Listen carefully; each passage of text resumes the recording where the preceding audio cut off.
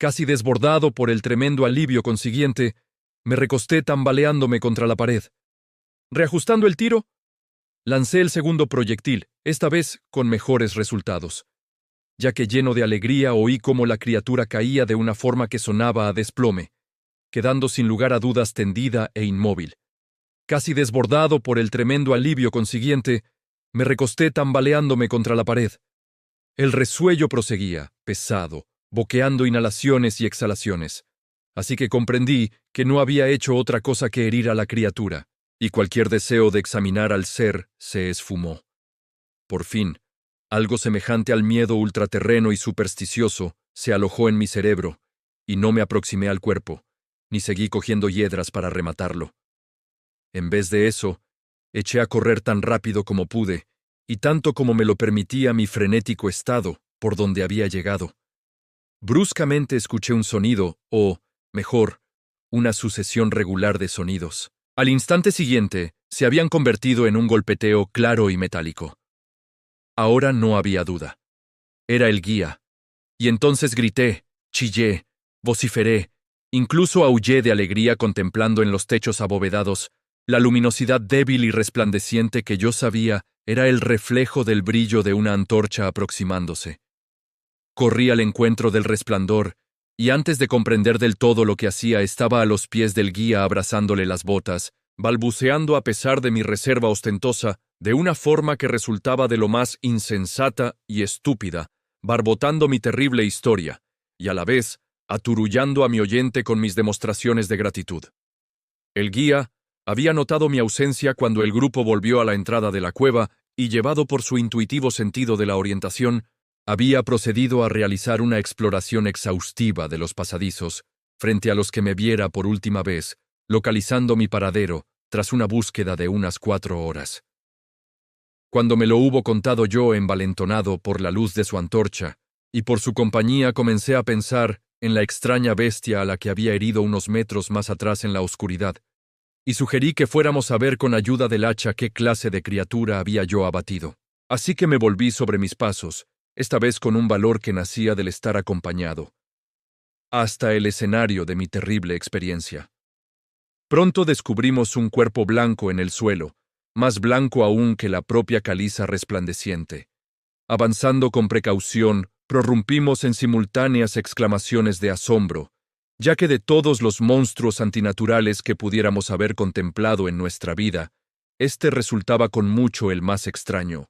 Parecía ser un mono antropoide de grandes dimensiones, escapado quizás de algún circo ambulante. Su pelaje era blanco como la nieve, debido sin duda a la acción decolorante de una larga existencia en los recintos negros como la tinta de la cueva, pero asimismo, aquel pelo era sorprendentemente ralo, faltando por doquier, excepto en la cabeza, donde era tan largo y abundante que caía sobre sus hombros en profusión considerable. El rostro permanecía oculto, ya que la criatura estaba boca abajo.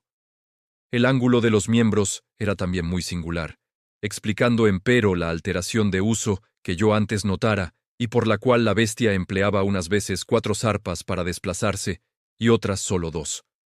Las manos o pies no eran prensiles, algo que atribuí a su larga estancia en la cueva que, como antes dije, parecía probada por aquella blancura completa y casi ultraterrena tan característica de toda su anatomía. No parecía dotada de cola, la respiración se había vuelto ahora sumamente débil, y el guía había empuñado su pistola con la evidente intención de rematar a la criatura cuando un inesperado sonido lanzado por esta última le hizo abatir el arma sin usarla. Aquel sonido era de naturaleza difícil de explicar. No era como los tonos normales que emiten las especies de simios conocidas, y me pregunté si aquella cualidad antinatural no sería el fruto de una larga estancia en silencio total, roto al fin por la sensación provocada por la llegada de luz, algo que la bestia no había visto desde su llegada a la cueva. El sonido, que de lejos puede definirse como una especie de profundo charloteo, proseguía débilmente. De repente, un fugaz espasmo de energía pareció estremecer el cuerpo de la bestia. Las zarpas se movieron convulsivamente y los miembros se contrajeron. Con un espasmo, El cuerpo blanco rodó hasta que el rostro giró en nuestra dirección. Por un instante, me vi tan abrumado por lo que mostraban aquellos ojos, que no vi nada más. Eran negros, esos ojos, profundos, tremendamente negros, contrastando espantosamente con la nívea blancura de cabello y carnes. Como en otros moradores de cavernas, estaban profundamente hundidos en las órbitas y carecían completamente de iris. Mirando más detenidamente, vi que se encontraban en un rostro que era menos prognato que el de cualquier mono normal e infinitamente más peludo. La nariz era bastante distinta. Mientras observábamos la extraña visión que teníamos ante los ojos, los gruesos labios se abrieron y brotaron algunos sonidos, tras lo cual el ser se relajó y murió. El guía se aferró a la manga de la chaqueta, temblando con tanta violencia que la luz se estremeció espasmódicamente, proyectando sombras extrañas y móviles sobre los muros de alrededor.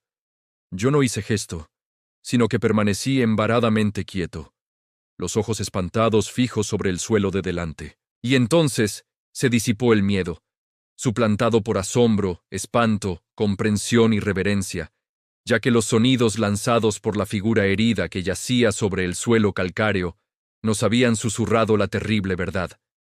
La criatura que yo había matado, la extraña bestia de la inexplorada caverna, era, o había sido en tiempos, un hombre. Howard Phillips Lovecraft, más conocido como H.P. Lovecraft, fue un escritor estadounidense, autor de relatos y novelas de terror y ciencia ficción. Se le considera un gran innovador del cuento de terror, al que aportó una mitología propia, los mitos de Cthulhu, desarrollada en colaboración con otros autores y que actualmente sigue vigente. Le enviamos unos saludos muy especiales a Jair Jovani, hasta Guerrero. Si tú también quieres que te mande saludos, solo tienes que dejar un comentario y decirnos de qué tema te gustaría que fuera el siguiente video. Me apoyarías muchísimo dando pulgar arriba, comentando, compartiendo y siguiendo mi canal. Te deseo que superes tus traumas.